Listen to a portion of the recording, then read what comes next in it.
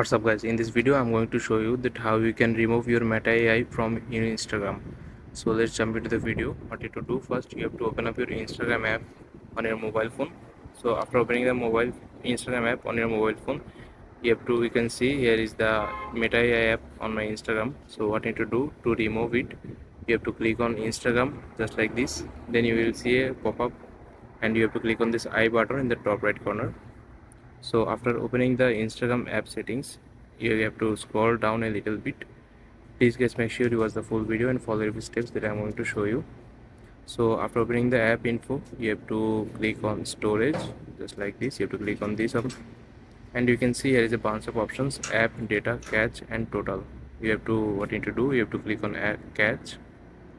Okay, the cache is 0.92 GB. So what you need to do to remove the AI from your Instagram, you have to click on clear cache. You have to click on this option to remove the AI from your Instagram. After clicking on clear cache, the AI will remove from your Instagram. So this is the only way.